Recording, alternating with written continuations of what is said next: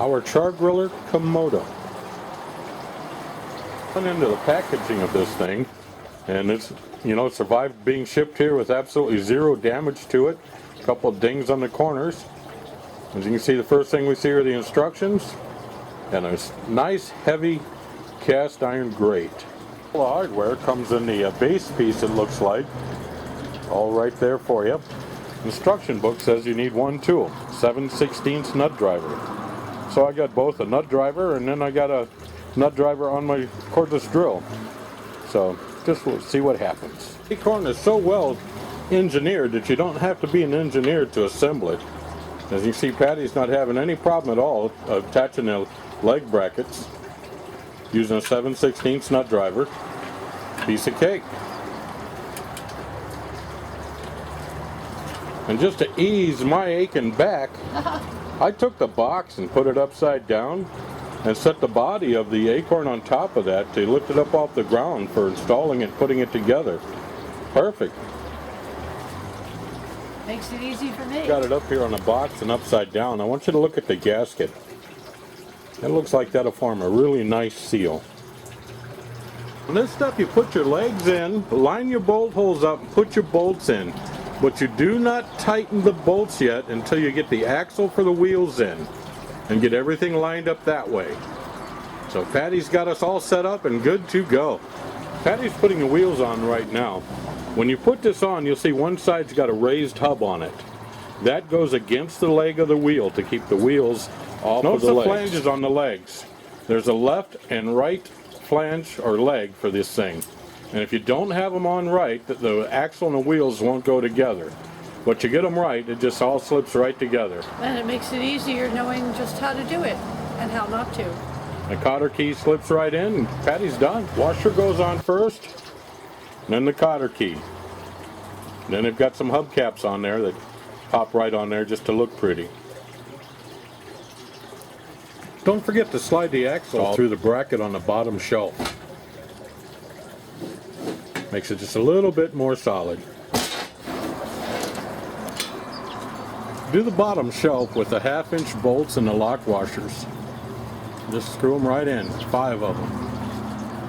Alright, the caster screws in last, and it's a locking caster, and you want to lock the caster before you screw it in.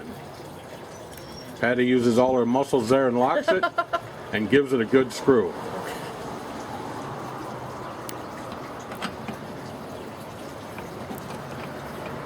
It's easy.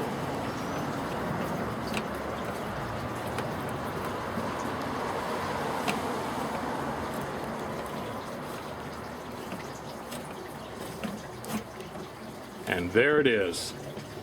He's doing some of the final touches here, putting the latch pan on. Just line it up, the center pin in, and latch the latches on it.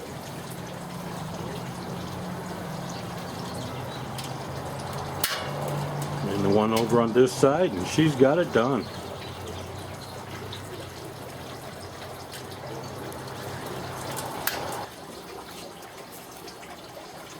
The hinge brackets in the back are the 3/4 inch bolts with the Loctite on them.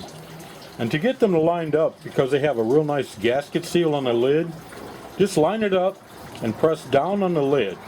And I put the latch on the front down just to help line it up. I didn't latch it, so everything just came right together there.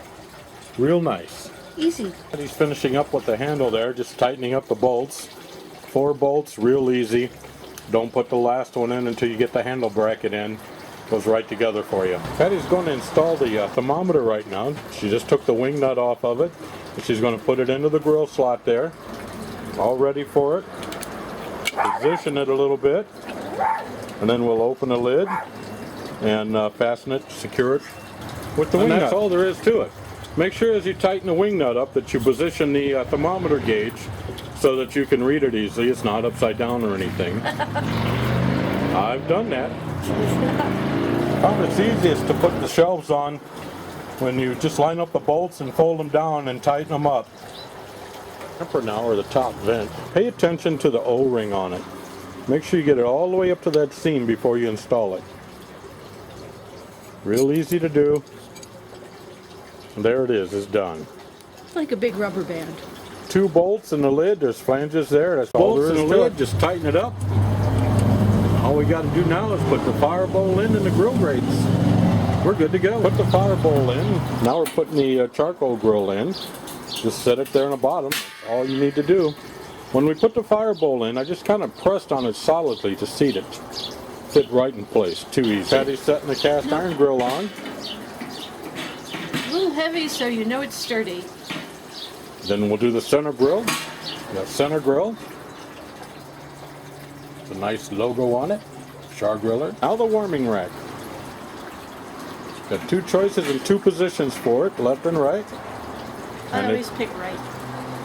And it swivels real nice for moving things around to where you get to the inside, moving it off the heat so you can lift that center grate, add more fuel if you need it. And that's it, we're done. There it is, the Akorn Kamado. As with all new grills, you're going to want to cure it. You're going to want to burn it for an hour with at least 400 degrees heat to burn off any manufacturing oils before you cook on it.